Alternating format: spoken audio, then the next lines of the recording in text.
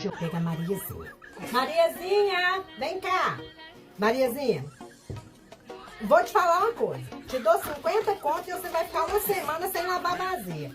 Mas você tem que conseguir pôr esse copo aqui, ó, em cima aqui, usando só uma folha, ó. É claro que não vai sustentar, né? Porque aqui, ó, vai afundar. Mas se você conseguir pôr esse copo aqui em cima, eu te dou 50 conto e você fica uma semana sem lavar vazia, combinado? Tá certo, prima. Tá, aceito o desafio. Então eu ganho 50, né? Tá bom. Eu só preciso pôr esse copo aqui em cima. Tá. Então bora lá. Olha aí.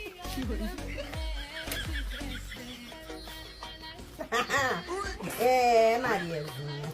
Ela é simplesmente um gênio. Vamos tirar de cá, né? E vamos colocar aqui, ó. Ó, ó.